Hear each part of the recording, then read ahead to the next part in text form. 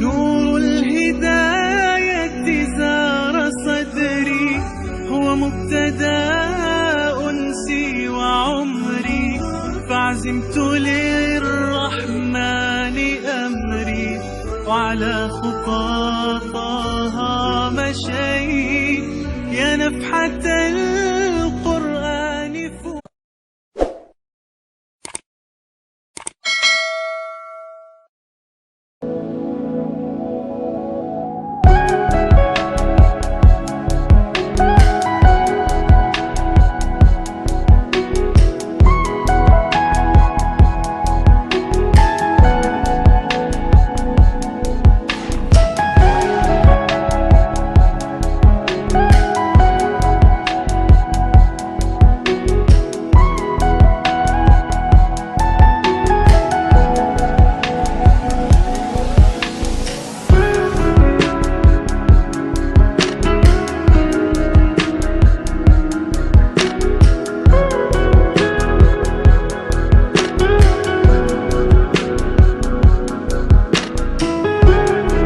Assalamualaikum warahmatullahi wabarakatuh. Bisa dibuka surat Al-Baqarah. A'udzu billahi minasy syaithanir rajim. Bismillahirrahmanirrahim. Innalladzina amanu walladzina hajaru wajahadu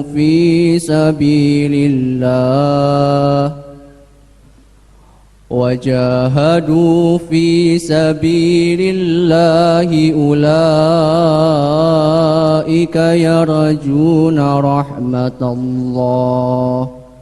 Wallahu ghafurur rahim. Shadaqallahul azim. Untuk acara selanjutnya yaitu Mau'izatul Hasanah yang mana akan disampaikan oleh Yang Mulia Al-Habib Muhammad bin Anis Sahab yang bertema apa setelah hijrah. Assalamualaikum warahmatullahi wabarakatuh. Alhamdulillahirrahmani arsala bil huda wa dini haqqin mustafahu ahmada. Allahumma salli wa sallim ala sayyidina Muhammadin salatan taghfiru biha jami'ad dhunub wa ala alihi wa sahbihi wa tabi'ina wa man bihadihi muqtada. Asyhadu an la ilaha illallah wa anna sayyidana Muhammadan abduhu wa rasuluhu sayyidil ajami wal arab. Amma ba'd. Para asatid yang mungkin hadir pada sore hari ini, hadirin dan hadirat, muslimin dan muslimat yang dirahmati oleh Allah. Puji syukur atas nikmat yang diberikan oleh Allah bisa bertemu dengan sobat-sobat Tegal. Ini perdana saya mendarat di kota Ngapak. Kota Ngapak. Iya. Tegal ini punya banyak keistimewaan, diantaranya adalah semangat dari pemuda-pemuda yang ada pada sore hari ini adalah satu bentuk bukti bagaimana insya Allah Islam ke depan ini akan diberi keberkahan oleh Allah. Karena yang nanti ke depan itu akan membantu dan membangun Indonesia insya Allah ya antum-antum yang hadir pada sore hari ini. Sehingga saya ucapkan sebelumnya jazakumullah khairan katsira, terima kasih yang sebesar-besarnya atas waktu yang antum meluangkan. Semoga kita bisa tidak hanya berteman di dunia, sampai insya Allah di surga kita bertetangga. Serta semua yang membantu acara ini dimudahkan hajatnya oleh Allah. Topik kita in this evening ya, ini topiknya adalah apa setelah hijrah. Karena hijrah ini bisa bermakna dua, hijrah yang secara zahir atau hijrah yang secara batin. Hijrah secara zahir itu seperti yang Rasul laksanakan ketika beliau hijrah dari Mekah ke Madinah. Rasul usia 53 tahun, setelah 13 tahun jadi nabi, itu diperintah oleh Allah untuk meninggalkan orang-orang yang ada di Mekah dan melanjutkan perjalanannya ke Madinah. Semoga para hadirin dan hadirat ini bisa segera berangkat ke sana. Bisa umroh, bisa haji dan lain sebagainya. Karena gangguan yang luar biasa dari orang-orang yang ada di Mekah. Padahal sebelum mereka sebelum Nabi diutus, Nabi Muhammad SAW itu adalah salah satu idola orang-orang yang ada di Mekah. Nabi Muhammad SAW itu seorang yang memiliki akhlak yang tidak dimiliki satu orang pun yang ada di kota Mekah saat itu. Kebiasaan orang Arab saat itu adalah keras. Mereka kalau ngasih makan, kalau ngasih nama, saya nervous ke akhwat-akhwatnya ini nervous saya. Kalau mereka ngasih nama, itu nama anaknya tuh harb, perang. Gitu. Ngasih nama anak ini enggak seperti kita. Kalau kita kan ngasih nama itu Hasan, ngasih nama itu yang baik. Tapi kalau orang-orang di Mekah dulu sebelum Rasul diutus itu kalau ngasih nama anak itu sesuatu yang sifatnya itu keras. Maka Rasul datang dengan satu akhlak yang berbeda dari yang lain. Di mana Rasul itu orangnya lemah lembut, penuh kasih sayang, amanah. Ketika Rasul SAW berusia 25 tahun, Rasul ini sudah jadi business owner. Jadi Rasul ini sudah punya saham. Jadi orang titip uang ke Rasul didagangkan ke Syam. Syam itu kalau sekarang Palestina, Yordania, Syria, Yordania, Lebanon, Palestina. Kalau sekarang, kalau dulu namanya cuma Syam. Jadi Rasul SAW itu 25 tahun sudah dipercaya untuk berbisnis dan dititipkan kepada beliau modal-modal besar dari orang sekitar Mekah. Karena setiap Rasul yang membawa dagangan tersebut pasti pulang dengan keuntungan yang luar biasa. Belum lagi amanahnya Nabi Muhammad SAW, sehingga tidak terjadi pengentitan. Penggelapan duit itu tidak ada. Kalau nak ceritanya Rasul datang kemudian ada yang tidak benar catatannya, Rasul dalam pekerjaannya sangat profesional. Kemudian Rasul SAW waktu usia 35 tahun itu ada satu kejadian di masjid di Ka'bah ketika orang-orang ingin merenovasi Ka'bah sehingga mereka menurunkan Hajar Aswad. Hajar Aswad itu bahasa Inggrisnya apa? Blackstone. Menurunkan Blackstone dari Ka'bah. Jadi ketika ada kejadian itu semua orang lagi geger, semua orang lagi mau beradu karena di sana itu kalau di Indonesia mungkin senggol bacok, kalau di sana itu senggol tebas karena mereka pakai pedang. Jadi mereka itu nggak bisa diajak berkomunikasi dengan baik. Kemudian mereka mengatakan siapa yang akan mengembalikan batu ini ke dalam Hajar Aswad, ke dalam tempatnya itu. Mereka sepakat bahwa lebih baik ini kita tunggu saja siapa yang masuk ke area Ka'bah ini karena belum dibangun Masjidil Haram saat ini. Siapapun yang masuk ke area Ka'bah ini maka kita serahkan kepada dia untuk mengembalikan the Blackstone tadi itu. Ternyata yang ditunggu yang datang adalah Nabi Muhammad SAW.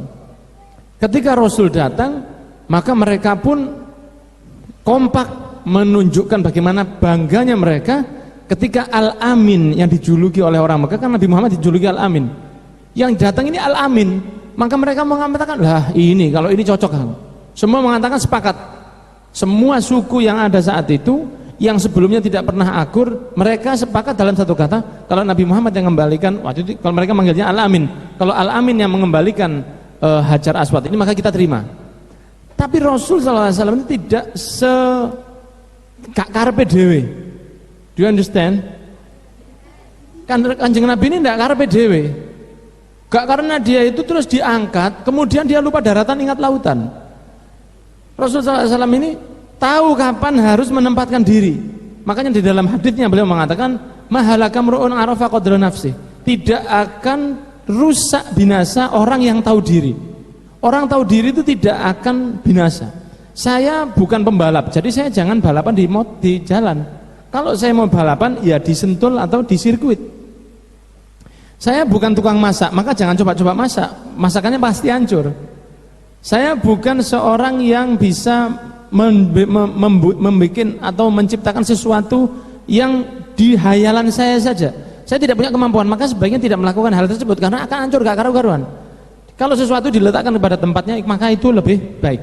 Rasulullah SAW itu tahu bagaimana caranya untuk menyatukan umat walaupun belum jadi nabi saat itu. Maka Nabi mengatakan sallallahu alaihi wasallam, beliau mengambil salah ridanya atau serbannya, ditaruh di bawah, Hajar Aswad ditaruh di tengah-tengah. Kemudian Rasul mengatakan kepada setiap kepala suku supaya maju. Ini kepala suku gak tahu akor. Mereka ini sudah bully-bulian terus. Mereka tuh hashtagnya itu keras untuk menghantam yang lain. Terus mereka mengatakan setelah didatang oleh Rasul, semua kepala suku mohon ambil ujung dari serban saya dan bawalah kain ini mendekati Hajar Aswad. Maka mereka pun ada satu momen kompak bareng-bareng karena mereka tidak mau kehilangan itu. Mereka tahu benar kalau mengembalikan Hajar Aswad ini saya pasti masuk sejarah. Dan akhirnya tanggal 25 Desember 2019 di Tegal di pos AKV ya, kita ngulang cerita ini.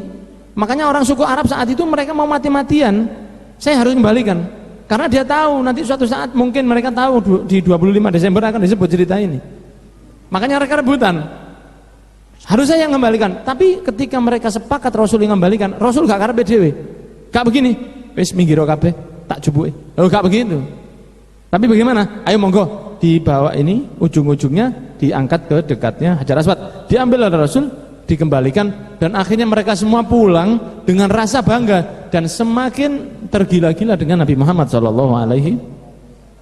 Jadi Rasul itu sebelum jadi Nabi sudah jadi idolanya orang Mekah. Makanya mereka memanggilnya Al-Amin. Dan sampai jadi Rasul selama 3 tahun, Rasul itu masih diidolakan. Jadi ketika Nabi Muhammad SAW diangkat jadi Nabi usia 40 tahun di Gua Hira, itu selama 3 tahun Rasul dakwanya secara sembunyi-sembunyi tidak diketahui oleh Abu Jahal, Abu Lahab dan beberapa abu-abu yang lain. Sehingga Nabi Muhammad tetap dicintai. Setelah usia 43 tahun Rasul diperintah oleh Allah fasda' bima tu'mar, maka sampaikan. Rasul memanggil orang-orang yang ada di Mekah, Abu Lahab, pamannya, Abu Jahal dan semua dipanggil oleh Rasul. Nah kemudian Nabi Muhammad SAW mengatakan kepada mereka, bagaimana kiranya kalau saya mengatakan kepada kalian di balik gunung ini ada pasukan yang akan menyerang Mekah. Nah, mereka mengatakan, ma wajadna kadziban qad, kita tidak pernah mendapatimu bohong seumur hidupmu. Maka apapun yang kau katakan, kami akan percaya. Ya Rasul mancing dulu. Kalau saya katakan di balik gunung ini akan ada pasukan yang menyerang kalian, kira-kira kalian bagaimana? Maka mereka mengatakan kita tidak pernah dapetin engkau 43 tahun usiamu, dan 43 tahun itu usia cukup untuk mengenal seseorang. Kadang-kadang kita duduk dengan teman 5 menit ini baru kenalan tahu, oh ini ada utang, itu kita sudah tahu kadang-kadang. 5 menit kita ngobrol sama orang, oh ini kadang-kadang sudah begitu, 5 menit. Kadang-kadang kita tahu sifat orang itu cukup dengan waktu 5 menit. Ini Rasul dibantukan kepada umat orang-orang Arab saat itu tidak 5 tahun, tidak 25, tapi 43 tahun untuk kenalan dengan Nabi Muhammad SAW hingga mereka jatuh cinta ke Rasul SAW. Tapi Waraqah bin Naufal ketika Rasul diutus usia 40 tahun didatangi. Waraqah bin Naufal ini pamannya Siti Khadijah Al-Kubra. Ya, Siti Khadijah ini semoga nanti jadi ibundanya para akhwat ini di surga insyaallah. Siti Khadijah itu super cantik, super kaya, super solihah, super tok. Siti Khadijah itu super dan tidak ada istri Rasul yang lebih dicintai oleh Nabi Muhammad SAW lebih dari Siti Khadijah. Siti itu singkatannya Sayyidati ya. Jadi Sayyidati Khadijah Kubra, tidak ada yang dicintai Rasul lebih dari beliau. Dan Rasul tidak pernah menikah dengan wanita yang lain ketika Siti Khadijah masih hidup. Saking cintanya, bahkan ketika Rasul ke Madinah pulang ke Mekah, Rasul SAW mendatangi makamnya Siti Khadijah, ingin di situ dan buat kemah di dekat makamnya Siti Khadijah. Saking cintanya Nabi Muhammad kepada Siti Khadijah. Ketika Rasul diangkat usia 40 tahun, Nabi Muhammad SAW diajak oleh Siti Khadijah untuk mendatangi paman dari Siti Khadijah yang bernama Waraqah bin Naufal. Waraqah bin Naufal itu seorang pendeta Kristen yang masih berpegang ke Nabi Isa, jadi Muslim tapi syariatnya ikut Nabi Isa. Itu ahlul kitab. Itu dulu boleh dinikah. Kalau sekarang sudah tidak ada ahlul kitab. Ahlul kitab ya orang jual kitab itu ahlul kitab. Itu bukan ahlul kitab yang sekarang. Tidak ada ahlul kitab sekarang, sudah nggak ada. Karena begitu Rasul jadi diutus, semuanya sudah hilang, semua harus ikut ke Nabi Muhammad. Bahkan Nabi Isa yang akan turun tidak lama lagi. Kan ini tanda-tanda kiamat sudah semakin banyak. Jumlah jomblo semakin naik, ini tanda kiamat ini. Ini jomblo-jomblo ini kalau dikurangi itu mengurangi kemacetan. Loh, karena kalau jalan satu-satu itu semakin banyak motor, tapi kalau goncengan kan berarti kurang populasi 50 kendaraan persen, 50%. Ya semoga dapat jodoh yang terbaik insya Allah. Jadi kalau yang berdoa ya, akhwatnya ini berdoa, ya Allah berikan saya jodoh walaupun kaya yang penting ganteng ya Allah. Begitu enggak apa-apa. Ojo jaluk ya Allah pokoknya ambekan enggak apa-apa, jangan. Insya Allah yang akhwat dapat yang soleh dan ganteng dan kaya dan baik dan ahli ibadah. Yang laki-laki juga begitu, yang belum dapat semoga mendapatkan yang solihah, yang baik, zahir batinnya jadi ibu-ibu terbaik. Amin ya Rabbal. Maka Nabi Muhammad diajak ke Waraqah bin Naufal oleh istrinya, yaitu Khadijah Al-Kubra. Datang Rasulullah SAW pada beliau. Rasul menceritakan, tadi malam saya didatangi oleh malaikat yang besarnya, itu kakinya di bumi, kepalanya di langit. Sifatnya begini, dia mengatakan begini, dia mengatakan begitu, mengatakan Iqra dan memeluk saya. Kemudian sayapnya ada sekitar 600. Indah, malaikat Jibril itu indah sekali. Maka Nabi Muhammad Waraqah bin Naufal mengatakan, oh itu adalah yang dulu datang kepada nabi-nabi yang terdahulu. Sifatnya seperti yang kamu sebutkan. Maka kamu ini akan menjadi nabi di akhir zaman. Dan Waraqah bin Naufal menambahkan, seandainya kamu nanti waktu diusir oleh keluargamu, oleh wargamu, oleh tetanggamu, saya masih hidup, demi Allah saya akan ikut sama kamu. Ya, kayak ini kalau dibuka lebih dingin ya. Ya dibuka aja, dibuka aja. Ya dibuka aja Pak Ustadz, dibuka aja Pak Ustadz. Lah kasihan akhwatnya. Kalau yang laki sih lumayan, ini yang bercadar, yang jilbaban nih. Kemudian disampaikan, Rasul kaget dan akhirnya benar, waktu Rasul usia 53 tahun Rasul diusir, mau dibunuh, dan akhirnya Rasul hijrah. Hijrahnya Rasul ini hijrah yang sifatnya pindah dari satu tempat menuju tempat yang lain. Do you understand? Yes. Ada hijrah yang kedua. Hijrahnya ini sifatnya meninggalkan kebiasaan yang buruk menjadi lebih baik. Dulu tidak sholat, sekarang sholat. Dulu tidak berhijab, sekarang berhijab. Dulu jomblo, sekarang menikah. Itu hijrah ya Pak. Dulunya masih susah untuk puasa Ramadan, sekarang puasa Ramadan. Saya ini cuma cerita aja, gak sombong. Di bulan Ramadan itu saya tidak pernah ninggal puasa Senin Kemis, alhamdulillah.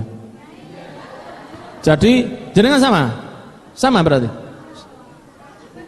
Jadi kalau sudah dulunya tidak puasa, sekarang puasa, berarti itu sudah hijrah. Akan tetapi hijrah ini jangan sampai jadi tren.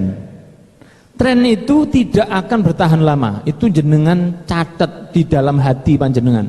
Di dalam hati, di kertas juga boleh. Tren itu tidak akan pernah bertahan lama. Saya kasih contoh. Dulu waktu saya masih muda, kalau saya lagi PDKT dengan calon istri, itu saya pakai kuartel dulu. Masih ada yang ingat dengan wartel? Kotak, ya, kemudian panas. Jadi kalau sudah teleponnya agak lama itu kocone ngembun. Mau nelpon itu susahnya setengah mati. Kadang-kadang ngantri. Mau nelpon itu susahnya setengah mati. Dan kita lihat berapa ribu yang akan kita bayar. Kalau sudah kepepet ditutup. Wartel hilang, akhirnya kena handphone. Datang lagi tren baru. Apa diantaranya? Warnet. Warnet itu kan seakan-akan ini bakal jadi tren yang tidak akan pernah ada habisnya. Toh sekarang warnet juga down juga kena HP. Karena sekarang HP ini jauh lebih murah daripada kita ke internet. Lagian kita pakai internet di rumah juga bisa, pakai komputer, pakai laptop di rumah juga bisa. Apalagi ada wifi gratis, itu di sini ada wifi gratis. Nah, makanya kok rame kafe ini. Ini juga ada sekarang seperti ini. Sekarang warnet juga mulai turun dan itu akan begitu. Wartel dan lain sebagainya. Dulu pernah marak, katakanlah angkutan umum itu mikrolet. Kalau di sini namanya mikrolet juga sama. Apa namanya? Angkot. Angkot itu dulu luar biasa. Mereka sombongnya gak karu-karuan. Dulu tuh angkot, kalau kita pulang SMP, anak SMA mau pulang, mereka pura-pura gak kelihatan. Karena kita bayarnya kan separuh harga. Mereka mau cari orang-orang yang gede. Sekarang anak masih sekolah ditunggu sama mereka. Anak masih sekolah belum kelar di kelas, mereka sudah nunggu. Karena tren itu akan berubah, karena sekarang orang lebih milih naik motor sendiri daripada naik angkot. Ingatlah bahwa tren itu akan hilang, sehingga jangan sampai hijrah ini ikut hilang karena ini dijadikan seperti tren. Karena hijrah itu tidak mudah, hadirin hadirat yang dirahmati oleh Allah. Hijrah itu tidak mudah. Ada teman-teman yang semangat, tapi karena delok koncone, ya koncone aku melok pisan, dan subhanallah kadang-kadang nggak lama yang seperti itu. Kadang-kadang nggak lama. Kenapa? Karena hijrahnya itu untuk tren. Semoga kita tidak termasuk yang seperti itu. Oh seger ya, ternyata Tegal ini dingin juga. Understand ya? Nah, maka setelah hijrah itu apa? Bertahannya itu yang repot.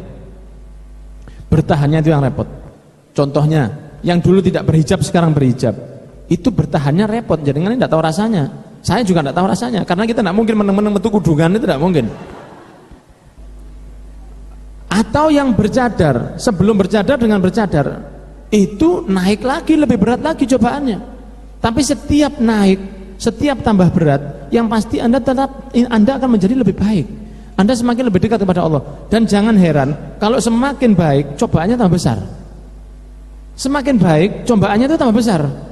Biyen pas gak sholat lancar, begitu sholat ruwet urip kadang-kadang. Ada yang seperti itu. Dan jangan kaget, memang itu tanda kalau Anda diterima oleh Allah Subhanahu wa taala. Loh Allah kok punya niat, kok punya begitu, kenapa? Loh Allah maunya begitu. Ujian itu tanda sayang, loh kok iso? Cobaan itu tanda cinta, loh kenapa? Kalau kita cinta sama anak, kita cinta sama istri, kita belikan dia sesuatu yang buat dia seneng. Kan kita tidak cinta sama istri, kemudian dia jalan di rumah terus kita sliding dari belakang, itu kan tidak. Coba kita punya cinta ke anak kita pengen apa? Kadang-kadang kita belikan sesuatu, kita ngalah, wis kamu aja yang beli, yang saya tahan dulu keinginan saya membeli sesuatu karena saya membelikan kamu dulu. Kita kan sama anak kadang-kadang begitu. Kita sama istri juga begitu. Kalau kita sayang sama seseorang, kita memberikan sesuatu yang membuat dia senang. Tapi Allah enggak. Kalau senang malah dikasih cobaan. Ya memang itulah bedanya antara kholik dengan makhluk. Kalau kholik, Allah pencipta, itu beda dengan makhluk kita ini. Karena Allah itu Subhanahu wa taala tahu bahwa kita ini sering berdosa. Kita ini kan kadang-kadang dosa itu bisa otomatis. Bukan manual, otomatis kadang-kadang. Kadang-kadang kita tidak sadar melakukan dosa. Saya beri contoh saja. Ada dosa kecil yang sering kita lakukan, padahal kadang-kadang kita tidak tahu kalau itu dosa. Contohnya apa? Kalau ada teman, akhwat biasanya pakai jilbab yang rotok macam-macam, ono gambarin nogo atau apa. Terus kemudian ketika datang, yang sebelah itu ngode ke yang lain. Cuman gini dok, Loh kan guyu kan? Ya guyu. Iya, tahu? Pernah kan gitu itu? Ngaku. Sering. Itu dosa kecil itu. Itu dosa kecil. Kenapa? Anda memberi kode ke teman untuk menertawakan orang lain. Walaupun gak ada ngomong.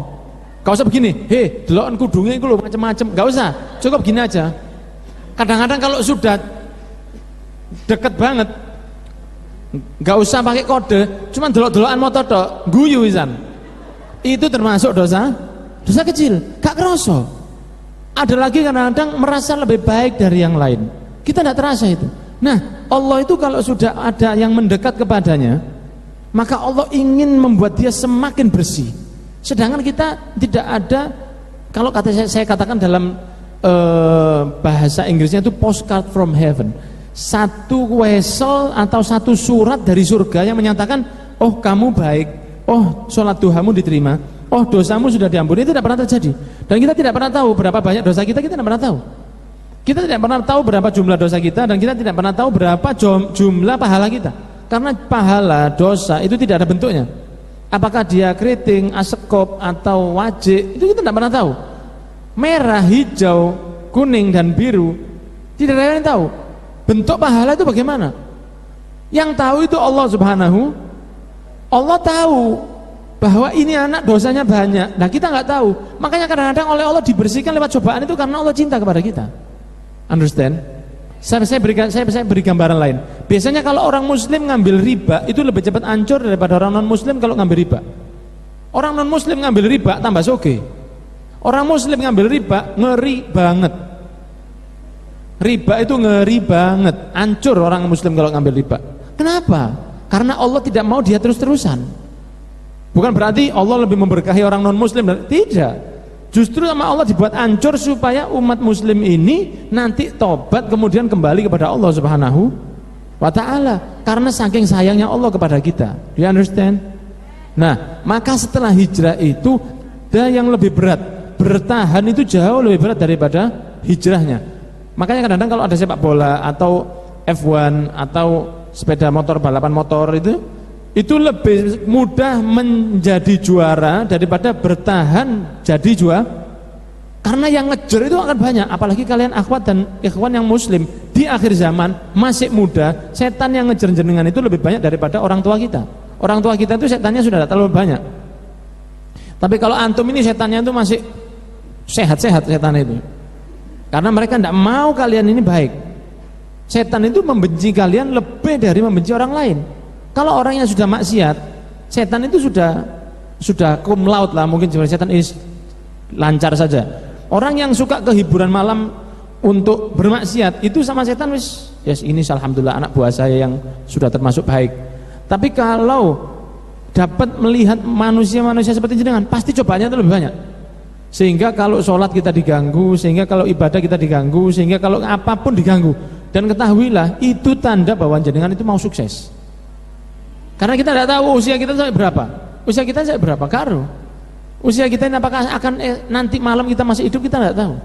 Maka Rasulullah SAW mengatakan kalau sudah datang pagi jangan nunggu sore. Kalau sudah datang sore jangan nunggu pagi. Kalau mau tobat itu as soon as possible, secepatnya, ndak nglakonono. Karena banyak yang menjadi rusak itu karena menunda. Contohnya, Fir'aun itu punya teman namanya Haman.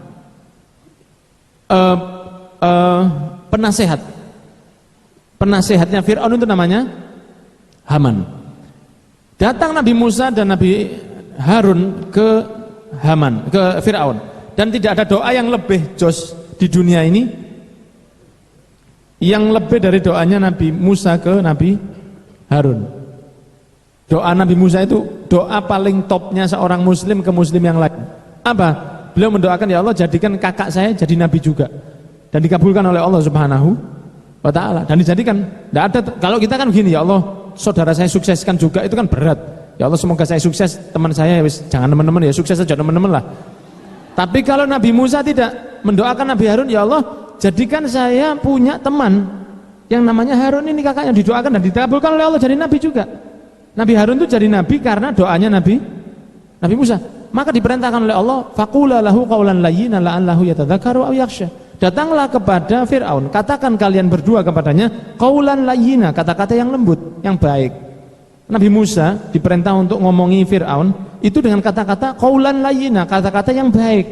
La'allahu yatadzakkar aw yakhsha, semoga dia takut atau paling tidak dia sadar. Fir'aun ketika disepik oleh Nabi Harun itu, Fir'aun itu sempat tertarik karena mukjizatnya Nabi Harun itu kalau ngomongi orang itu kelepek-kelepek kok.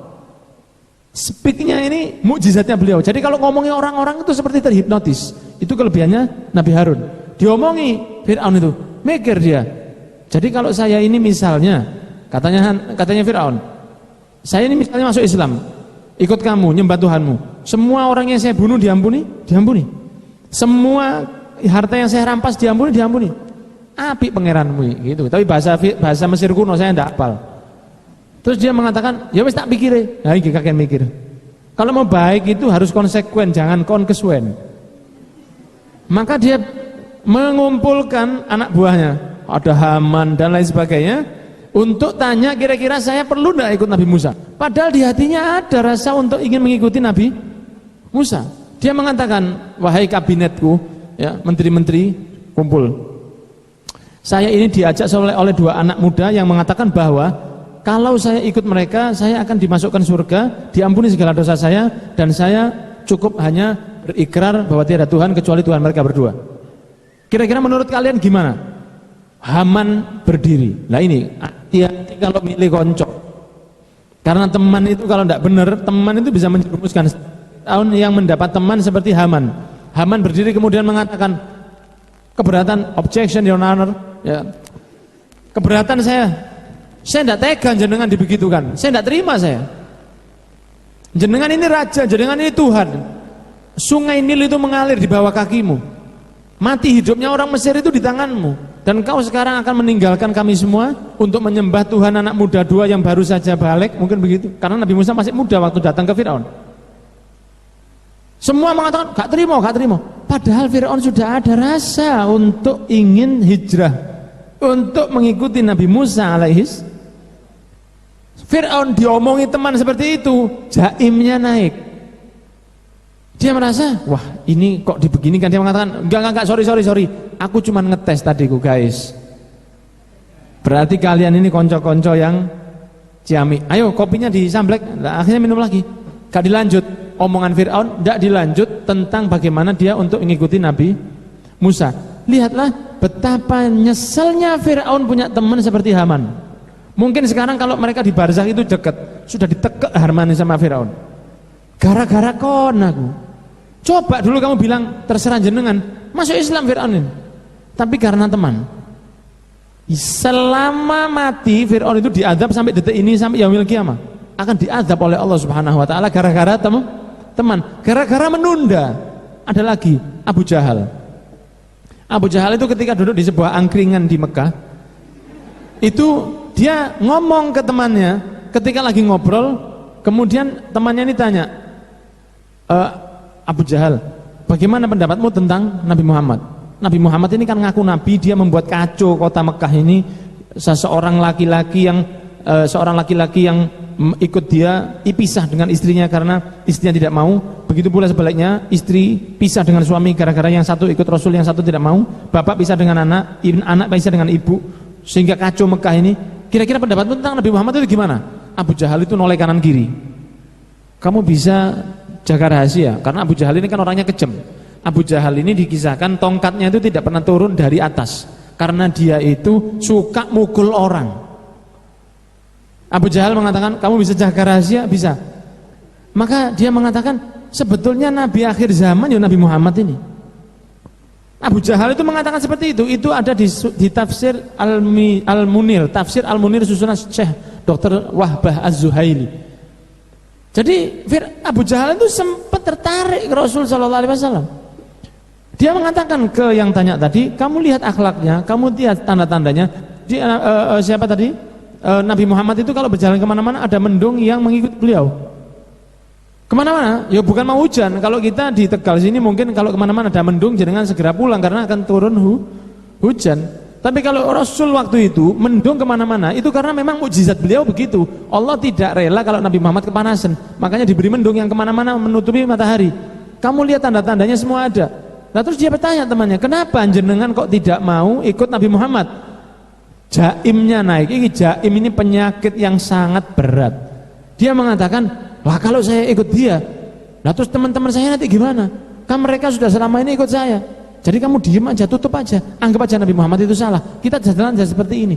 Itulah diantara penghambat seseorang untuk berhijrah ke jalan Allah Subhanahu wa ta'ala. Jadi banyak hadirin-hadirin dirahmati oleh Allah, rusaknya hijrah itu karena teman, rusaknya hijrah itu karena jaim, rusaknya hijrah itu karena tidak tahu kenapa saya setelah hijrah. Karena setelah hijrah, monggo ditambah ilmu agama. Ini di sini rutin? Ada rutinan di sini? Di kafe ini rutinan? Setiap Jumat? Ya seperti ini akhwat dan ikhwan. Setiap selesai Jumatan. Awan. Sore, sore. Habis asar. Ya, itu jenengan istiqomahkan hadir. Isi kajiannya topiknya apa aja? Macam-macam. Nah, ini jenengan istiqomahkan. Karena setelah hijrah itu kalau ngaji aman. Setelah hijrah gak ngaji hancur. Percaya sama saya. Dan khususnya pelajarilah tentang sirah Nabi Muhammad SAW dan fikih dasar dan sirah Nabi Muhammad SAW. Ini dua yang paling fundamental untuk dipelajari oleh seorang yang meniti jalan hijrahnya dengan lebih baik. Juga tentang akidah. Cuman sirah kepribadian Rasul, syama'il Rasul, bagaimana Rasul kalau makan, bagaimana Rasul kalau minum, bagaimana Rasul kalau berdiri, bagaimana Rasul kalau duduk, bagaimana Rasul kalau sepatuan. Rasul kalau pakai sepatu tidak mau dengan berdiri, sehingga seorang kalau berdiri sambil sepatuan itu hukumnya makruh. Jadi kalau sepatuan sambil duduk kan biasanya sampai ngatek sikil siji ngene kan ya. Saya gitu, insya Allah jenengan lebih nemen. Sepatu cepat duduk. Kemudian Rasul kalau bangun tidur bagaimana? Itu menjadikan seluruh lakonan kita, seluruh perbuatan kita itu seperti Nabi Muhammad SAW. Makanya setiap orang yang banyak melakukan sunnah Rasul, semakin banyak dia melakukan, semakin besar cinta Allah kepada dirinya. Dan itu yang perlu dipelajari kita setelah hijrah. Jadi setelah hijrah itu perlu banyak pasokan ilmu. Bukan pasukan ya, pasokan ilmu. Karena apa? Ketahuilah Allah Subhanahu wa taala mengatakan laqad kana lakum fi rasulillahi uswatun hasanah. Di ayat yang lain Allah berfirman, qul in kuntum tuhibbunallaha fattabi'uni yuhibbukumullah. Al-ayah Allah mengatakan, wahai Nabi Muhammad, katakan kepada orang-orang kalau mereka cinta kepada Allah, maka perintahkan mereka untuk mengikuti dirimu. Kalau memang cinta kepada Allah, diperintahkan untuk mengikuti dirimu. Yuhibbukumullah, akan dicintai oleh Allah Subhanahu wa taala. Waduh, ini rasa apa mana iki? Spesial. Rasa kopi. Setiap orang yang mengikuti Rasul, yuhibbukumullah, akan dicintai oleh Allah Subhanahu wa taala. Saya beri contoh, ini siwak. Ini dari kayu arak. Ini tidak pernah ditinggal oleh Nabi Muhammad SAW. Kan murah ini. Berapa Beb ini punya antum? Paling 10.000. 10.000. Kalau yang ada di kantongnya lagi konyol lanang-lanang ini yang disedot gini, ambil kopi, lah itu nuwun sewu, harganya mungkin lebih mahal dan cepat habis. Kalau ini sebaiknya 40 hari sekali diganti sebaiknya. Tapi kalau tidak, misalnya sampai 2 tahun ya gak hilang insyaallah. Ya kan? Tapi ada perawatannya. Orang kalau enggak tahu dipikir kok jijik ya karena enggak tahu merawatnya. Kalau tidak dirawat ya bau besi tua macam-macam ini. Paling tidak dicelup ke air, dibersihkan, ujungnya digigit. Jadi biar jangan kaku gini terus dipakai. Nanti sepertinya itu kelotak kan gitu. Ini nuwun sewu, ini sampai mau wafat pun Rasulullah mau pakai ini. Sampai mau wafat. Ketika Rasul mau wafat, sudah sakratul maut, Rasul melihat siwak ini naik di atas sakunya sahabat Abdurrahman bin Abu Bakar As-Siddiq, putra sahabat Abu Bakar As-Siddiq. Keluar begini siwaknya, dilihat sama Rasul itu dengan pandangan yang sahabat ini tahu, oh Rasul ini pengen siwakan. Diambil siwaknya, dibersihkan, kemudian diberikan pada Rasul. Dan ketika akan wafat, Rasul siwakan dulu. Siwakan yang tidak pernah dilihat oleh sahabat yang lain, siwak dengan sesempurna seperti itu. Makanya para ulama mengatakan, kalau mau mati husnul khotimah, kalau mau gampang ngucap syahadat, pakailah siwak setiap saat kalau bisa. Setelah wudhu atau mau sholat khususnya, atau mau ngaji Quran. Ini disunahkan. Loh kan sekarang ada sikat gigi. Iya benar, sikat gigi itu membersihkan gigi, tapi dia dapat sunnah membersihkannya, tapi tidak dapat sunnah mengikutinya. Sunnah Rasul yang namanya siwak ini tidak hanya sunnah ketika dipakai, ditaruh aja itu sudah dapat pahala. Jadi mau pahala 24 jam ya taruh aja ini. Makanya orang-orang dulu itu pakai sabuk hijau, sabuk haji itu gak munggah-munggah. Dari dulu sabuknya hijau, tidak pernah sabuk hitam. Dia sabuknya warna hijau, itu kadang-kadang ditalikan di ujung, ditalikan di siwak, di sabuknya. Kenapa? Karena dia takut hilang. Siwak ini sesuatu yang bisa dihilangkan disembunyikan oleh setan. Makanya kenapa kalau punya siwak itu cepat hilang? Karena itu disembunyikan setan asli. Kalau jenengan mau ngecek di dalam rumah, gak usah diruqyah. Berat diruqyah. Wah, betul. Jangan dikit-dikit diruqyah, gak apa-apa. Saya ini perlu diruqyah. Jangan gini gampang-gampang diruqyah, gak perlu diruqyah dikit-dikit. Anda baca Quran, itu insya Allah meruqyah diri Anda sendiri. Cuman kalau mau tahu di rumah itu banyak setan atau tidak, coba jenengan siwakan di rumah, jenengan siapkan siwak di rumah. Insya Allah tidak lama hilang. Karena memang Rasul sendiri sudah mengatakan bahwa ini dibenci oleh setan. 4 hal yang selalu dibawa oleh Rasul: siwak, parfum, sisir, cermin. Kalau jenengan kemana-mana sepeda motor ada cerminnya kan? Sudah 1 lumayan. Sisir, parfum, siwak tidak pernah tinggal oleh Rasul SAW. Ini sunnah yang Rasulullah SAW sampai mengatakan, kalau saya takut, kalau tidak saya takut memberatkan ke umat saya perintahkan mereka sholat pakai ini wajib. Kata Rasul SAW. Jadi siapkan dan beli yang banyak langsung, kon murah ini. Murah 10.000 Pak De. Ya. Ditaruh di sini juga sunnah. Ngeten. Loh iya, walaupun yang perempuan, tapi kalau di acara sama-sama wanitanya ditaruh sini ini sunnah. Kenapa? Promosi, Pak. Loh, ini ditaruh sini. Sahabat Rasul dulu begitu. Kalau kita ini kan sahabat FM. Ya kan? Rasul sahabat-sahabatnya dulu kemana-mana ini siwak taruh di sini. Supaya menunjukkan yang lain, iki lho siwakan. Gak apa-apa. Sekarang misalnya saya ada air minum atau apa. Kalau sekarang ini kan zamannya begitu. Makanya saya selalu lihat. Tapi ini mungkin produknya produk asli Tegal ya.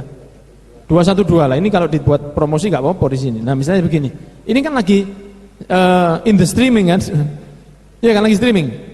Enggak, streaming apa enggak? Hah? Streaming sini lah. Ini kan ketika di streaming, assalamualaikum. Ya, ini kan ada streaming. Ini kan masuk tulisannya ini. Ini bisa jadi promosi. Makanya saya sembunyikan tisunya di belakang. Karena jadi promosi. Kalau ada sesuatu jangan dianggap remeh. Di meja, di foto. Kalau dulu foto begitu tidak ada artinya. Kalau sekarang foto, kemudian ada sesuatu yang sifatnya barangnya itu bisa jadi Anda mempromosikan gratis di Instagram Anda. Karena bisa jadi foto Anda itu baik diupload oleh akun-akun besar. Kan sekarang zamannya begitu. Akun besar itu kadang-kadang 27.000 like dan lain sebagainya.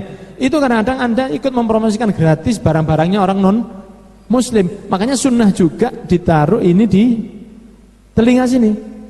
Melakukan sepeda motor nang kafe kok, opo kayak begitu. Ini sunnah luar biasa. Di antaranya begitu. Makanya saya promosi. Saya tidak jualan siwak Kak. Coba dicek di tas saya. Kak ono sumpah Kak. Mungkin saya potongan mau dodol siwak mungkin begitu. Tapi saya tidak bawa. Ini saya promosikan sesuatu yang dicintai luar biasa oleh Nabi Muhammad SAW. Beliau sampai mau wafat pun minta ini. Apapun yang dilakukan selalu pakai ini. Rasul SAW siwakan. Caranya siwakan itu mungkin jenengan pernah lihat di video saya. Yang 3 di bawah, yang 2 di atas. Jentik dan kelingking dan jempolnya ini di sini. Kemudian 3 jari itu di atas. Begini. Sunnahnya ini siwak tidak lebih pendek dari ini berlomba dengan bantri suara hutan. Tidak lebih pendek dari 4 jari. Jangan siwaknya ini. Siwaknya itu jangan pendek-pendek. Simak itu jangan lebih pendek dari 4 jari. Dengar suara saya? Dengar. Jadi lebih panjang dari 4 jari. Cuman sekian ini paling standar. Jangan terlalu panjang. Nanti dipikir handy talkie. Dipikir nanti kayak telepon. Tapi kalau yang sekian ini insya Allah pas. Ini jenengan bawa aja. Hari pakai dibawa aja. Sudah dapat pahala dari Nabi Muhammad SAW. Kenapa? Karena ini sesuatu yang diistiqomahkan oleh Rasul Sallallahu Alaihi. Nah, tahu begini ini dari pelajaran sirah dan syama'ilnya Nabi Muhammad Sallallahu Alaihi Wasallam. Tahukah Anda bahwa Rasul Sallallahu Alaihi Wasallam itu kalau makan, minum, posisinya itu seperti ini. Satu, ya, satu seperti ini. Boleh dicoba nanti. Boleh dicoba. Satu, atau 2 seperti ini. Beliau tuh kalau minum begini kalau makan, gak enak Pak. Kalau tidak biasa tidak enak. Begini, ngombe kopi begini contohnya. Atau seperti tahiyat tapi 2 kakinya ke kanan. Ini cara makannya Rasul. Semua itu kalau dilakoni pasti keadaan perutnya ditekuk. 1 ditekuk, 2 ditekuk, 3 juga ditekuk. Makanya Rasul itu makannya tidak banyak. Lah kalau kita makan di mejon degek ini, makanya masuknya banyak, itu loh. Understand? Dan masih banyak sunnah Rasul yang lain. Setiap sunnah yang jenengan lakoni, yang kita tambah dalam hidup, maka semakin tinggi cinta Allah kepada hambanya. Karena Allah sudah mengatakan, fattabi'uni yuhibbukumullah. Ikuti, maka kalian akan dicintai oleh Allah. Kalau kita tidak bisa mengikuti sunnah Rasul yang berat, misalnya sunnah nikah lebih dari 1, itu kan berat, ya toh? Sunnah bangun malam, sunnah pakai siwak, sunnah masuk kamar mandi masuknya kaki kiri, keluarnya kaki kanan. Oh ya tahu itu Beb, itu anak-anak TK juga tahu. Ya tapi inget dah waktu masuk kamar mandi itu. Karena kita masuk kamar mandi itu cepet-cepetan akhirnya masuk kaki kanan. Sahabat Abu Hurairah radhiyallahu anhu masuk masjid lupa ketika Rasul sudah wafat, masuk masjidnya kaki kiri. Padahal mestinya masuk masjid kaki kanan.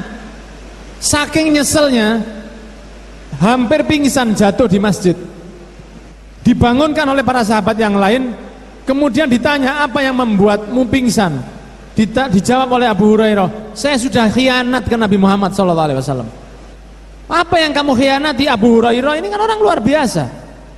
Saya telah khianat, saya lupa masuk masjid pakai kaki kiri. Itu bagi sahabat sudah khianat. Lah kita ini sudah berapa ribu pengkhianatan ke Nabi Muhammad SAW.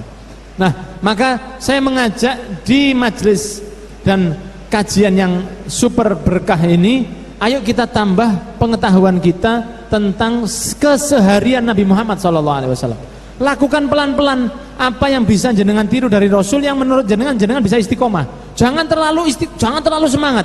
Karena setan itu kalau melihat seorang yang semangat dalam ibadah dan dia susah untuk ngajak jenengan jauh dari ibadah, maka jenengan itu didorong untuk ibadah terus.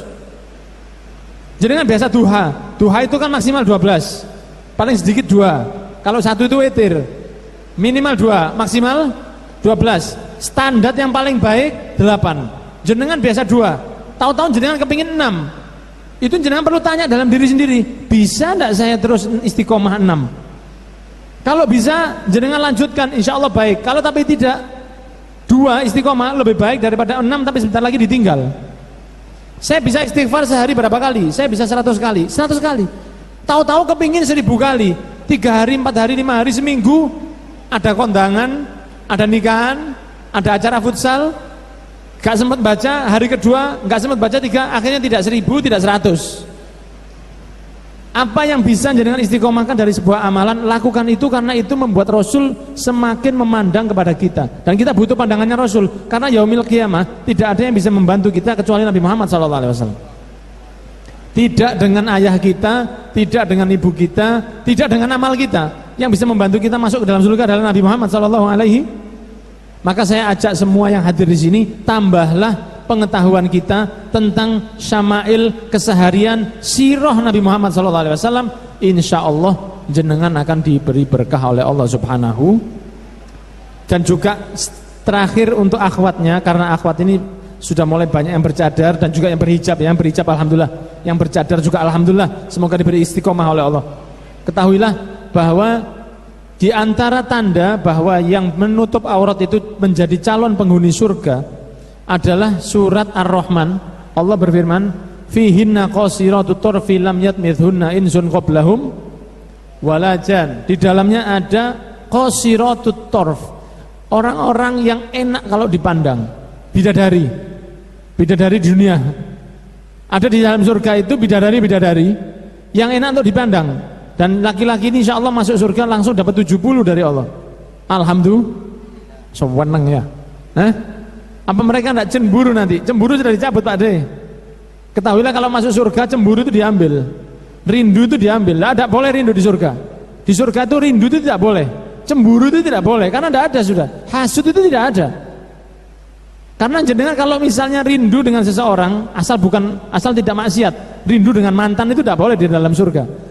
Jenengan kalau rindu dengan teman di surga, begitu jenengan ingat teman itu langsung ada di sebelah jenengan, didatangkan oleh Allah Subhanahu wa ta'ala. Rindu itu siksaan. Kau nak rindu itu indah, kau nak rindu indah. Kecuali kalau rindu sama indah. Rindu itu tidak indah. Oh, ada namanya indah sini. Ada.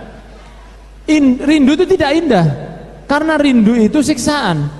Nanti di dalam surga itu ada bidadari-bidadari yang kata Allah Subhanahu wa ta'ala tidak pernah dilihat, tidak pernah disentuh oleh manusia atau jin sebelumnya.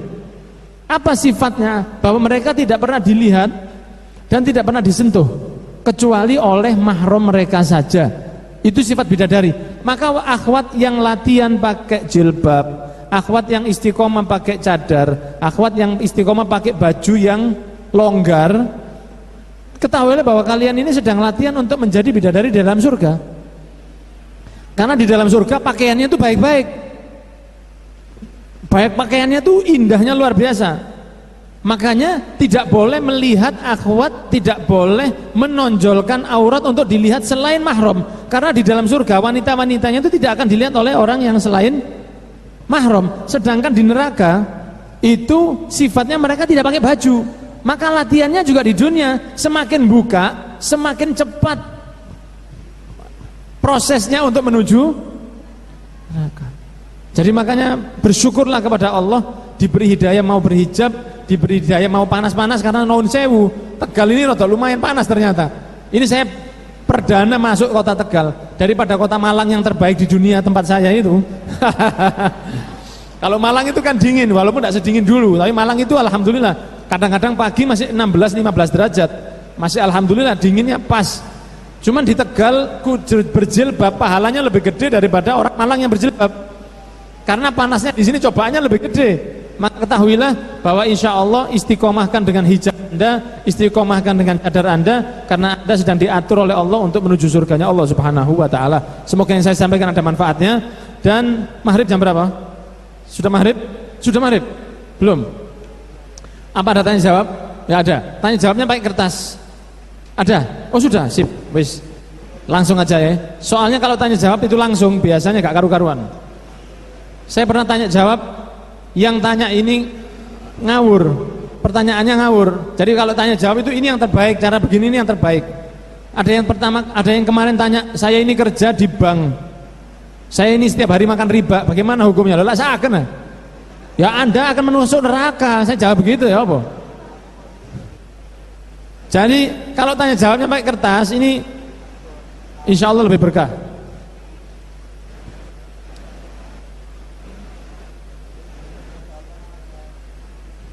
Bismillah, dari akhwat nggih.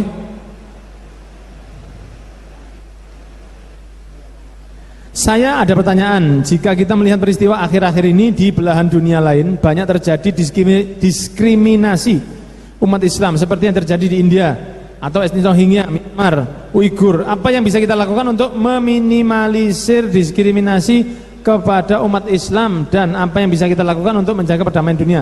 Bagus. Hari ini saya berulang tahun, Masya Allah. Mohon doa, semoga ya.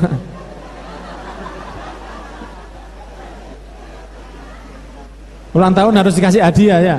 Lah, wis, saya beri hadiah anggur aja wis, anggur merah buat buat mbak yang ulang tahun tadi. Oke, nanti diambil di depan. Oke, ini hadiahnya buat yang ulang tahun. Saya tidak tahu yang mana orangnya. Kenapa akhir-akhir ini banyak diskriminasi? Inilah tanda akhir zaman, hadirin hadirat. Karena Islam itu di akhir zaman akan dibeginikan sebelum datangnya Imam Mahdi. Sebelum datangnya Imam Mahdi, kan Imam Mahdi akan datang yang akan membawa khilafah ala manhajin nubuwah, khilafah sesuai dengan aturan dari Nabi Muhammad SAW. Karena seperti yang dijanjikan oleh Nabi, khilafah itu akan terjadi, tapi bukan kita yang membuat, bukan kita yang mensukseskan, kita hancurkan satu negara, kita jadikan khilafah, bukan begitu. Khilafah itu diatur oleh Allah dan akan terjadi kalau sudah waktunya. Tugas kita sebagai manusia apa? Menjaga ukhuwah di antara kita. Mensukseskan akan turunnya khilafah itu menjaga ukhuwah antar sesama muslim. Saya tahlilan, ada yang tidak tahlilan, kita saling hormat, itu membantu. Saya tahlilan, tak ilono sih nggak tahlilan, nggak benar berarti. Tidak akan pernah menang Islam kalau seperti itu. Menangnya Islam itu kalau kita sama-sama hormat sesama muslim. Kita punya kesamaan, Tuhan kita Allah, Nabi kita Nabi Muhammad SAW. Sehingga kalau ada yang tidak sesuai, itu lebih baik dicari yang sesuai saja. Seperti mungkin jenengan sudah tahu barisan bangun negeri, insya Allah semua sudah tahu ya. Tahu sudah? Belum? Belum tahu? Ya. Yang pertemuan para asatid saya, Ustadz Hanan, Ustadz Felix, Ustadz Adi itu kan tahu. Namanya Barisan Bangun Negeri, BBN, bukan biaya balik nama. Itu semua dari background yang berbeda.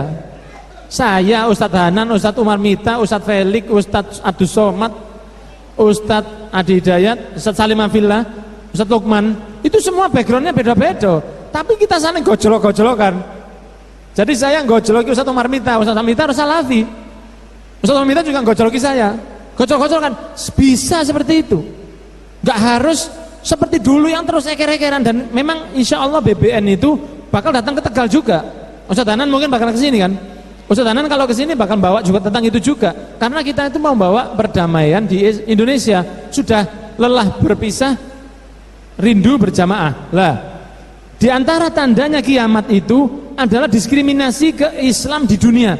Jenengan lihat sekarang Palestina, Syria, Irak, Uighur, Rohingya, Libya, Sudan, ada lagi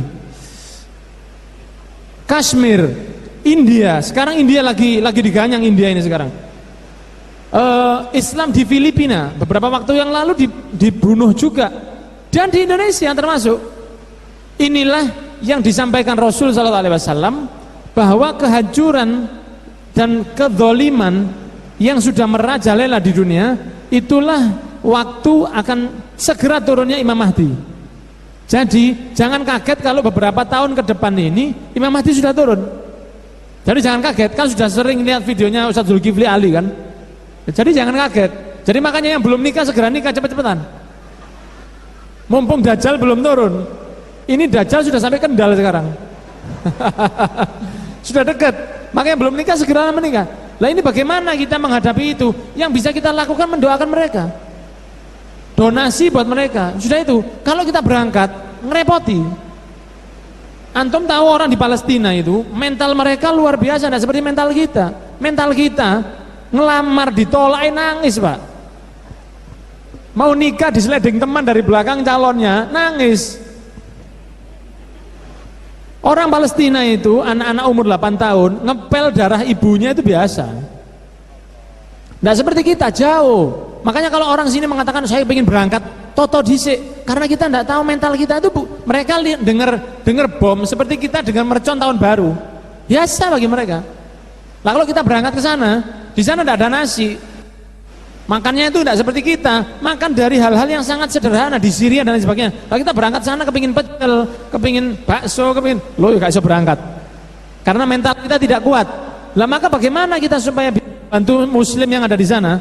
Dengan doa jenengan itu. Karena doa, Rasul mengatakan doa silahul mukmin. Doa itu senjatanya orang mukmin.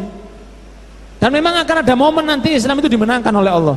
Sehingga kita akan ditanya nanti, kita ikut peduli atau tidak. Jadi kalau ada donasi, jenengan donasikan uang Anda sebisanya. Kalau ada doa, doakan setiap hari. Insya Allah ditulis sebagai orang yang peduli dengan Muslim yang lain. Karena kita tidak mampu. Nanti akan diberi kemampuan oleh Allah Subhanahu wa taala. Tadi yang ulang tahun nggih, tak balekno surate. Akeh-akeh pertanyaan arek-arek rek. Ada saya bekerja di tempat riba. Apakah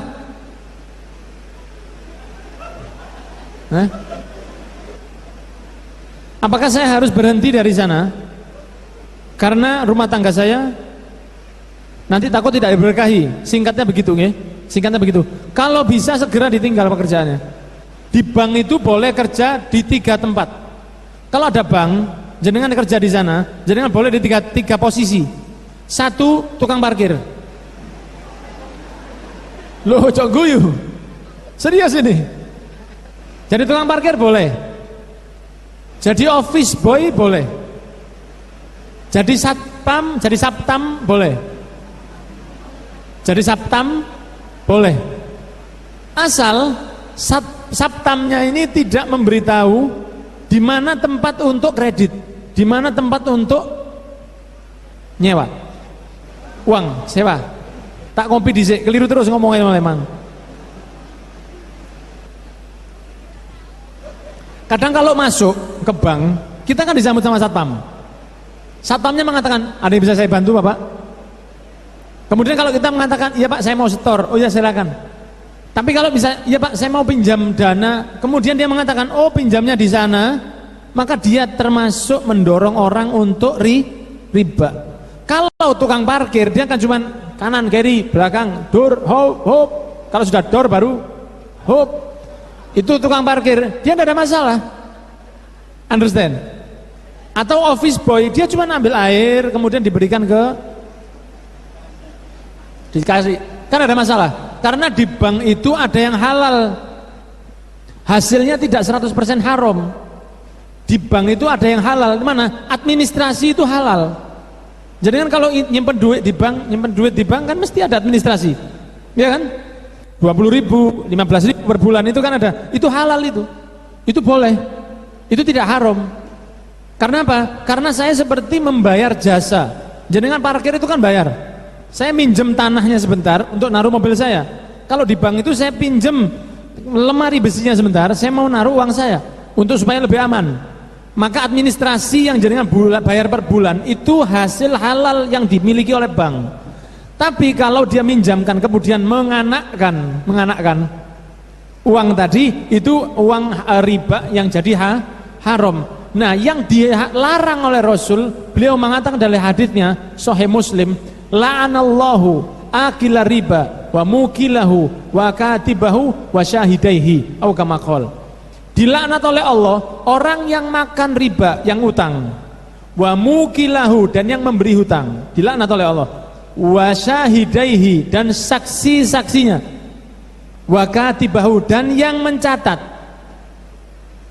Lah yang nyatet ini masukkan ini, itu kan nyatet sudah. Kalau dulu nyatetnya begini, kalau sekarang nyatetnya dengan ngeprint pakai komputer. Kalau selain yang ada hubungannya menunjukkan kepada renten atau kepada riba, maka boleh kerja di situ. Makanya kerja di bank itu boleh kalau posisi Anda salah satu dari 3: satpam, office boy, atau tukang parkir. Kalau selain itu segera resign, segera. Daripada nanti ada 2 keadaan di mana Allah nantang perang ke manusia. Satu, kalau mengganggu walinya. Sunan Ampel itu kan waliullah, ya. Kalau di Jawa Tengah ini Kudus, ya, Sunan Kudus, ya kan. Kalau di Jawa Barat ada Gunung Jati, itu kan wali-wali. Lah ada yang mencederai wali-wali Allah, ada yang berani ngata-ngatain wali-wali Allah, ditantang perang oleh Allah Subhanahu Wa Taala. Atau yang kedua, orang yang ngambil riba dan yang ada hubungannya dengan riba. Sehingga Allah berfirman dalam Al-Quran, ya ayyuhalladzina amanu taqullaha wa dharu ma baqiya minar riba in kuntum mu'minin. Fa illam ta'falu fa'dhanu biharbin minallahi wa rasulih. Hei orang-orang yang beriman, bertakwalah kepada Allah dan tinggalkan riba kalau kamu memang beriman. Pertanyaan itu gak enak dari Allah. Kalau kamu memang beriman, nek imanmu benar, tinggalan. Begitu. Kalau kamu tidak kamu lakukan, tidak kamu tinggal, fa'dhanu biharbin minallahi wa rasulih. Siap-siaplah perang sama Allah dan Rasulnya. Tidak akan pernah menang. Bonek Surabaya itu, sak bonek-boneke, dia tidak nantang Allah. Ini dukure bonek Surabaya ini. Orang ngambil riba itu dukure bonek Surabaya, karena dia nantang Allah dan Rasul. Dan subhanallahnya kalau muslim ngambil riba tidak lama hancur, saking sayangnya Allah Subhanahu Wa Taala. Apakah boleh kita merasa paling benar dan menganggap kelompok lain salah? Pasti tidak boleh. Bagaimana sikap kita terhadap dai yang ketika ceramah menjelek-jelekkan dan membuka aib orang lain, langsung tinggalan, jangan datangi lagi, wassalam. Nabi Muhammad itu tidak pernah menghina orang lain. Satu contoh, Rasulullah duduk dengan sahabatnya, kemudian ada yang bau kentut. Jadi tengah-tengah mau sholat dengan Rasul, mau sholat ini, sudah duduk, siap mau sholat, tahu-tahu ada yang mengatakan, sopo ngentut ini, gitu. Siapa yang buang angin ini? Semua diam, kan tidak mungkin mengatakan, saya Pak, tidak mungkin. Tapi bagaimana Rasul menjaga hatinya? Rasul ketika dengar ada yang komplain tentang baunya kentut seseorang, Rasul mengatakan, saya mau wudhu lagi, siapa yang mau wudhu sama saya? Pasti sahabat semua ikut, saya Rasul, ya sudah, semuanya ayo wudhu sama saya. Akhirnya semua tidak ada yang tahu siapa yang kentut aja. Itu Rasul SAW itu begitu, saking jogo nih. Kalau saya sekarang, saya di pondok, kalau ada yang ngentut, saya kasih hukuman push up 30 kali. Tapi kalau Nabi Muhammad jaga aib orang, nah ini kan buka aib, menjelek-jelekan. Rasul itu saking jaganya aib seseorang, Rasul mengatakan apa? Saya mau wudhu lagi. Siapa yang ikut wudhu sama saya? Saya ya Rasul, ya wudhu kabeh. Akhirnya kan aman dia. Ini tandanya sudah harus mahari rupanya. Kalau ada kajian yang menjelek-jelekan orang lain, segera kalian tinggalkan. Saya tadi sampaikan bahwa Nabi Musa alaihissalam diperintah datang ke Fir'aun mengatakan faqula lahu qawlan layyinan la'allahu yatadzakkaru aw yakhsha. Nabi Harun, Nabi Musa diperintah datang ke Fir'aun, faqula lahu qawlan layyinan, kalian berdua kalau ngomong ke Fir'aun yang halus. Fir'aun itu lebih bejat dari iblis. Iblis itu sudah bejat tapi dia tidak berani ngaku Tuhan. Fir'aun itu dia berani ngaku Tuhan. Jadi kalau dalam tingkat kebejatan, levelnya Fir'aun ini savage atau triple kill. Triple kill itu atas savage. Apa? Savage itu lebih tinggi ya. Levelnya itu level dewa sudah. Fir'aun ini paling bejat, kalah iblis sama dia. Karena iblis tidak berani ngaku Tuhan. Fir'aun itu ngaku Tuhan. Itu diperintah oleh Allah. Nabi Musa mengatakan kepada Fir'aun, kalau ngomong yang halus, kalau nasihati yang baik, jangan menjelekkan. Padahal ini orang utusan Allah, yang diomongi paling bejatnya makhluknya Allah. Allah memerintahkan untuk ngomong yang baik. Maka satu kejadian, orang datang ke orang lain dengan mengatakan saya akan menasihati kamu. Kadang-kadang kan begitu. Ada orang kontak nasihati yo, omonganku kasar tapi hatiku gak ono apa-apa. Ini orang yang seperti ini perlu disontek banyu lombok. Saya ini ngasihati kamu jangan marah. Walaupun omongan saya kasar, tapi hati saya ini baik. Lah kok tahu kalau hatimu baik? Mengatakan bahwa diri sendiri baik itu tidak baik. Gorong apa-apa wis gak enak. Satu orang ulama didatangi oleh ulama yang lain. Wahai Ustadz, saya akan nasihati kamu karena sayang kepadamu. Omongan saya ini akan pedas. Semoga kamu bisa menahannya. Stop, katanya Ustadz. Kamu tidak lebih baik dari Nabi Musa. Saya tidak lebih bejat dari Fir'aun. Kalau kamu mau nasihat yang baik. Kalau tidak, ojo, gak usah nasihati. Sampai seperti itu. Nabi Muhammad SAW kalau nasihati orang gimana? Satu badui, orang pedalaman, orang gunung selamat kalau di sini. Ya, orang ke gunung, datang ke Mekah, datang ke Medina, kemudian dia masuk masjid, karena masjid saat itu, rotok kesel aku ngomongin nek. Iya tak ngombe dhisik. Suara saya dengar enggak? Dengar. Ada badui masuk masjid. Masjidnya belum di keramik, karena keramik dulu. Dari tembok. Maka ada badui masuk masjid, dia lihat-lihat, terus dia kebelet pipis. Dia mojok, dia pipis di dalam masjid. Pipisnya di dalam masjid. Nah, kemudian para sahabat yang lain, ada yang ngambil pedang, ada yang sudah ngamuk, ada yang sudah berteriak, ada yang sudah menghardik, dan lain sebagainya. Semua marah karena melihat satu orang pipis di dalam masjid. Apa yang dilakukan Rasul SAW? Muh itu tahan dulu. Kasihan, biar diselesaikan dulu. Kan orang tengah-tengah pipis disuruh berhenti itu kan susah, apalagi laki. Biar dia pipis dulu, toh juga sudah dipipisi sama dia. Biar diselesaikan dulu. Ya apa akhlaknya Rasul SAW? Pipis di dalam masjid loh Pak. Biar selesai dulu, nanti saya yang ngasih tahu. Setelah selesai ya kan begitu. Didatangi oleh Rasul, ya akhul Arab, hei saudara Arabku. Itu kasih sayang, panggilan kasih sayang. Ya akhul Arab, wahai saudara Arabku. Ini tempat untuk menyembah Allah. Ini tempat untuk berzikir. Ini bukan tempat untuk pipis. Terus dia diam. Terus saya harus gimana? Kamu ambil air, kamu siram supaya jadi suci. Oke, dia datang siram. Terus dia tanya, kalau gitu saya gimana? Dan lama dia masuk Islam.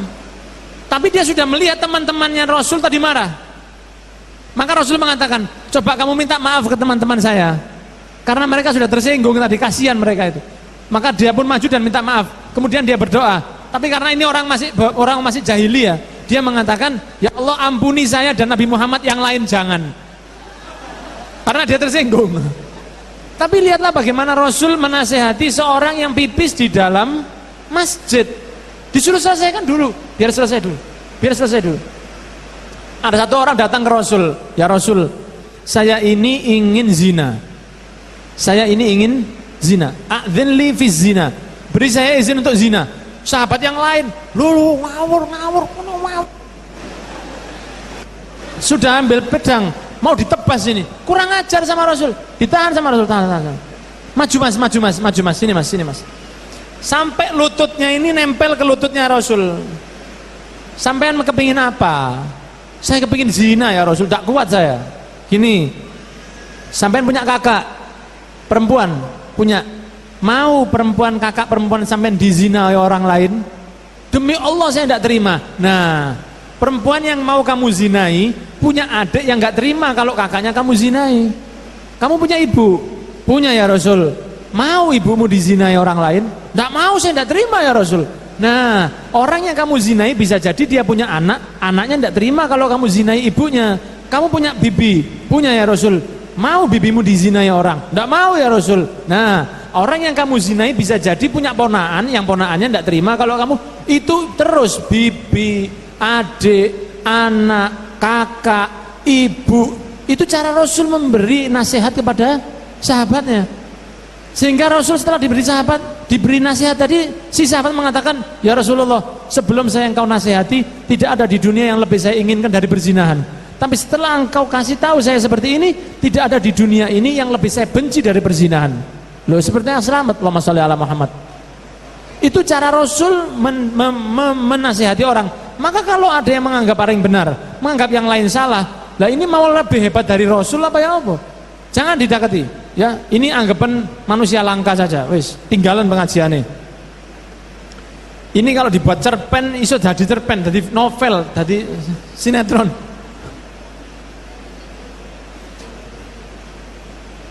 Bagaimana menjadi istri yang soleha?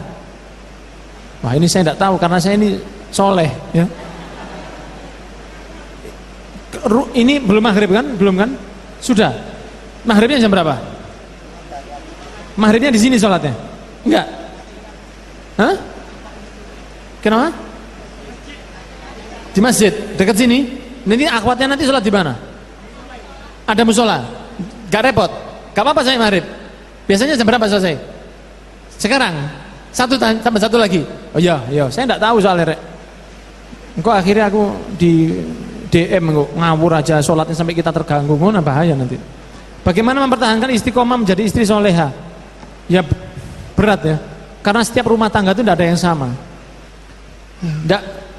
Makanya saya kurang cocok kalau ada orang tua yang ngasih tahu ke seseorang untuk melakukan bagaimana caranya menjalani rumah tangga sesuai dengan cara hidupnya. Karena setiap rumah tangga itu tidak ada yang sama. Bisa jadi seorang suami itu di rumah tangga yang lain itu dia baik ke istrinya, bisa jadi suami yang di rumah lain tidak baik ke istrinya. Jadi tidak bisa dibuat standar. Ada teman saya dinasehati karena rumah tangganya ruwet. Dia mengatakan, tanya ke orang yang lebih tua, gimana caranya rumah tangga saya ini supaya lebih baik. Dia mengatakan, coba kamu setiap pagi itu minum teh sama istrimu, duduk dengan istrimu, ngobrol. Saya dengan istri saya begitu. Dicoba, tambah gegeran Pak. Setiap minum teh tambah tukaran. Loh, rumah tangga itu beda. Yang paling tahu rumah tangga itu, ya yang ngelakoni itu yang paling tahu. Jadi orang lain kalau mau campur tangan, lebih baik kembalikan ke rumah tangganya Nabi Muhammad SAW. Itu paling aman. Karena kalau kita nyampaikan sesuatu dari rumah tangga kita, nggak bisa sama dengan rumah tangganya orang lain. Karena suami dan istri itu berbeda di setiap rumah. Ada yang perempuan itu meneng adem aja, dilokno ya meneng aja, dipuji ya meneng aja. Ada yang kalau dipuji dia baik, kalau dilokno dia jadi singoedan. Ada yang begitu. Tapi bagaimana supaya bisa istiqomah? Tirulah istri-istri Rasul Sallallahu Alaihi Wasallam. Tirulah istri-istri Rasul. Bacalah tentang bagaimana istri-istri Nabi Muhammad Sallallahu Alaihi Wasallam. Ya, karena saya tidak bisa memberi satu advice lebih dari itu. Karena jenengan lebih tahu rumah tangga jenengan daripada saya. Bisa jadi yang saya sampaikan ke jenengan itu tidak cocok di rumah tangga jenengan. Understand?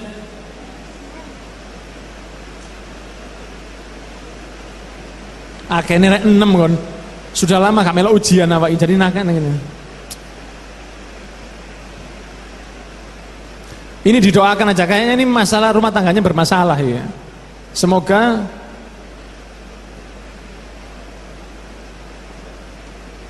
Semoga rumah tangganya barokah ya. Ini terlalu banyak. Oke, kita bacakan aja. Ini yang lainnya. Semoga nanti kalau saya sempat saya jawab lewat HP. Kalau tidak sempat ya semoga Allah menjadikan Anda seorang yang berkah di dunia wal akhirah. Semoga yang sudah menikah dijadikan rumah tangganya sakinah mawaddah warahmah.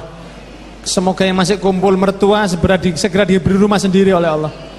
Semoga yang masih belum diberi keturunan yang baik oleh Allah. Yang sudah diberi anak, diberikan anaknya soleh solihah. Yang belum mendapatkan jodoh segera mendapatkan jodoh yang sempurna, zahir batinnya sempurna. Yang laki-laki mendapatkan istri solihah, cantik, ahli ibadah, dan ibu-ibu terbaik buat calon anak-anak panjenengan. Dan yang perempuan bisa mendapatkan suami-suami yang soleh, yang ganteng, zahirnya, ganteng batinnya, rizkinya luas, diberikan kemudahan. Yang sayang suami istri nanti dijadikan rumah tangganya sakinah mawaddah warahmah. Dan yang sakit diberi kesembuhan oleh Allah. Dan yang rindu Rasul segera diumroh hajikan oleh Allah. Dan diberikan yang sakit bisa segera sehat. Dan orang tua kita diangkat derajatnya oleh Allah. Dan dijadikan kita ini orang-orang yang bisa membantu agama Islam. Dijadikan orang-orang yang bisa membantu kebangkitan Islam. Dan dijadikan kita ini tidak berpangku tangan melihat saudara-saudara kita didolimi oleh orang-orang non-muslim di dunia ini. Semoga doa kita kepada orang-orang yang didolimi, baik di Palestina, di Uighur, di Rohingya, dan semua muslim yang sedang mendapat cobaan, menjadikan kita termasuk orang-orang yang merasa cinta kepada mereka dan disayangi oleh Allah Subhanahu wa taala. Semoga Allah memperbaiki hati kita, semoga Allah memperbaiki amal kita, semoga kita diberi istiqomah untuk beramal oleh Allah dan dijadikan oleh Allah orang-orang yang selamat di dunia wal akhirah, meninggal dalam keadaan husnul khotimah, menjadikan kubur kita raudhatun min riyadil jannah, kelak di mahsyar kita dibersamai oleh Rasul, ketika di timbangan kita dibersamai oleh Rasul, ketika menyeberang di sirat kita dibersamai oleh Rasul, sampai masuk surga Firdaus tanpa hisab dibersamai oleh Nabi Muhammad SAW, dan bersama keluarga kita semua. Hajatan fin nafsi ya Rabb faqdiha ya khairal ghadi ya Rabbi bil Mustafa baligh maqasidana waghfir lana ma madha ya wasi'al karami. Wa sallallahu ala sayyidina Muhammadin wa ala alihi wa sahbihi wa sallam. Walhamdulillahi rabbil alamin. Wa ila hadratin Nabi al-Fatihah.